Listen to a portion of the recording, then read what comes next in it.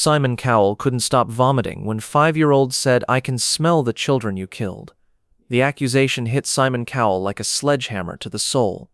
5-year-old River Chen stood motionless on the Britain's Got Talent stage, her tiny nostrils flaring as she inhaled deeply, then delivered the most horrifying words ever spoken on live television. "I can smell the children you killed, Mr. Cowell. The smell is so strong it makes me sick." What happened next defied every law of medicine and human biology. Simon Cowell's body began rejecting itself. Violent, uncontrollable vomiting erupted from somewhere deep within him, as if his own system was trying to purge the poison this child had detected.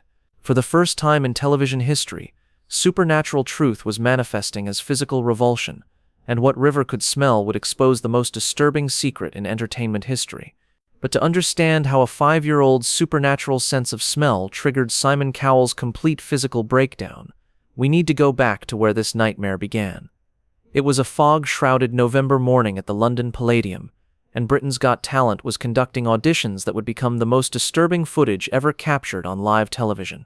Simon sat in his familiar position of power, that expression of calculated cruelty firmly in place, ready for another day of psychologically destroying hopeful dreamers. The morning had been particularly vicious, even by Simon's standards. He'd reduced a teenage singer to tears by comparing her voice to nails on a chalkboard dipped in misery, told a young dancer he'd rather watch paint dry than witness that performance again, and suggested a child magician make himself disappear permanently. Each brutal critique had been delivered with Simon's signature blend of sadistic pleasure and surgical precision. The audience laughed nervously. The cameras captured every soul-crushing moment, and Simon basked in his role as entertainment's most feared executioner of childhood dreams. "Next up," announced the production coordinator, "we have River Chen, age 5, from Manchester. She says she has a very special ability."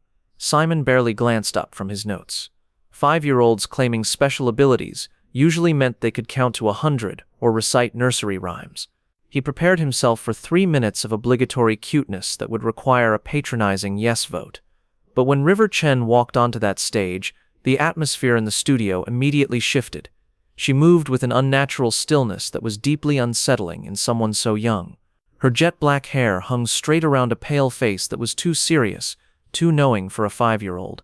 She wore a simple gray dress that seemed to absorb light rather than reflect it, and her dark eyes held depths that appeared impossible for someone who had barely learned to tie her shoes. More disturbing was her behavior. While most children were overwhelmed by the massive stage and bright lights, River was sniffing the air like a bloodhound, her small nose twitching as if detecting something others couldn't perceive. "Hello there, sweetheart," Simon said, his voice taking on the condescending tone he used for very young contestants. "What's your name?" "River Chen," she replied, but her voice carried no childish excitement or nervousness.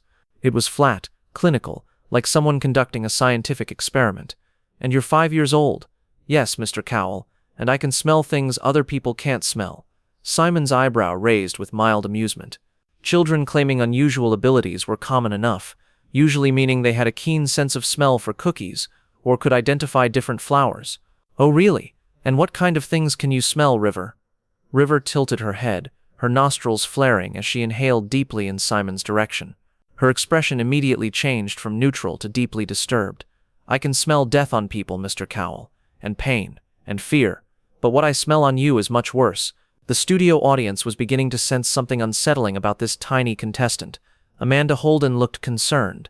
Alessia Dixon had stopped smiling entirely. David Walliams was fidgeting uncomfortably, but Simon felt something else, a cold dread crawling up his spine that he couldn't explain. "And what do you smell on me, River?" Simon asked, trying to maintain his professional composure despite a growing sense of unease. River's face contorted with genuine revulsion as she took another deep breath in his direction. "Lightus too, but not natural death, the kind of death that comes from broken spirits and crushed dreams." Simon's smile was becoming forced, but he pressed on. "That's quite an imagination you have there, sweetheart." "It's not imagination," River replied with 5-year-old certainty. "I can smell every person you've hurt so badly that their light went out forever. The smell gets stronger the closer I get to you." That's when River Chen said the words that would destroy Simon Cowell's world. "I can smell the children you killed, Mr. Cowell. The smell is so strong it makes me sick." The moment those words reached Simon's ears, his body began betraying him in the most violent way possible. It started as a wave of nausea that hit him like a physical blow. Simon's face went white, his hand flew to his mouth, and before he could control it, he was vomiting. Not the discreet nausea of someone feeling unwell. This was violent, projectile vomiting that seemed to come from the deepest part of his being. But it didn't stop. Wave after wave of violent retching overcame Simon as his body tried to purge something that couldn't be expelled. The other judges recoiled in horror as Simon continued vomiting uncontrollably, his expensive suit now stained with the physical manifestation of his guilt. "Make it stop," Simon gasped between waves of nausea. But River was just getting started with her supernatural autopsy. "I can smell Timothy Walsh," River continued matter-of-factly, as if she wasn't watching a grown man's complete physical breakdown.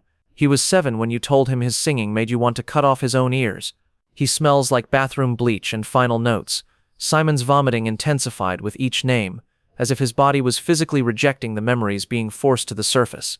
"I can smell Sarah Martinez," River continued relentlessly. "She was 9 when you said her dancing looked like a seizure set to music. She smells like garage exhaust and goodbye letters." The studio was in complete chaos. Medical personnel rushed toward the stage, but they stopped when River raised her small hand, and they found themselves unable to move forward. "The doctors can't help him," River said simply. "His body is trying to throw up all the poison inside, but there's too much. It's been building up for years." Simon was now on his knees, his body racked with violent spasms as he continued to vomit.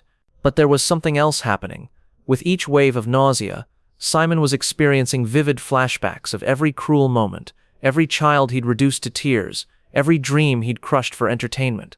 "I can smell Michael Harrison," River continued, her 5-year-old voice carrying the weight of supernatural judgment. "He was 8 when you laughed at his magic tricks and said he should make his talent disappear permanently. He smells like river water and broken promises." Simon's retching became so violent that he was bringing up blood now, his body literally rejecting the toxic memories being dredged from his subconscious. "Please," Simon begged through his vomiting. "Make it stop." "I can't make it stop, Mr. Cowell," River replied sadly. "The smell is too strong. 17 children have died because of words you said on this stage. Their spirits cling to you like cologne. But instead of making you smell good, they make you smell like death." The number hit Simon like a physical blow. 17. How could this child possibly know the exact count of contestant suicides that had been linked to his brutal rejections? "That's impossible," Simon gasped between waves of nausea. "You're 5 years old. You can't know these things." "I know because I can smell their pain still stuck on your clothes, Mr. Cowell," River replied with chilling certainty. "Every time you hurt a child on camera, a little bit of their death gets on you. And now you smell so bad it makes everyone around you sick, but they don't know why." Simon's vomiting reached a crescendo as his body tried to expel years of accumulated spiritual toxins. The man who had built his career on making others feel sick with shame was now experiencing that sickness physically. "The smell gets stronger when you lie to yourself about not remembering them," River continued. "But your body remembers. That's why you're throwing up. Your body is trying to get rid of all the dead children's pain you've been carrying around." For 20 agonizing minutes, Simon continued vomiting while River catalogued each of his victims by smell alone. With each name, each detail that should have been impossible for a child to know, Simon's body rejected more of the poison he'd been carrying. Finally, when River had finished her supernatural inventory of Simon's victims, the vomiting stopped. Simon collapsed forward onto the judge's table, completely drained and broken. "The smell is a little better now," River observed clinically. "But it won't go away completely until you say you're sorry to all of them. Really sorry. Not television sorry." Simon looked up at this remarkable 5-year-old who had somehow smelled the death he'd been carrying around for years. "How do I say sorry to people who are dead?" River finished. "You say sorry by never making anyone else smell like death. You say sorry by making sure no more children have to die because of your words." The episode never aired in its original form, but the footage became legendary among those who witnessed it. River Chen had done something that no medical examination, no psychological evaluation, no investigation had ever accomplished. She had made Simon Cowell's hidden victims visible through the simple act of detecting their lingering presence. Simon Cowell returned to television eventually, but he was forever changed. Those who worked with him reported that he would sometimes stop mid-sentence and take deep breaths, as if checking to make sure he didn't smell like death. And River, she disappeared from public view after that day, but legend has it that she now works with police departments, using her supernatural sense of smell to detect crimes that conventional investigation can't solve. Because as she had demonstrated with devastating clarity, some truths can't be hidden from those with the gift to detect what others can't perceive, even the lingering scent of dreams that died too young. The 5-year-old who could smell death had given Simon Cowell the most visceral lesson possible, that the children he'd destroyed with words had never really left him. They'd been with him all along, clinging to his conscience like an invisible shroud that only the gifted could detect. And sometimes, the body's wisdom is greater than the mind's denial, even if it takes a child's supernatural senses to make that wisdom physically manifest.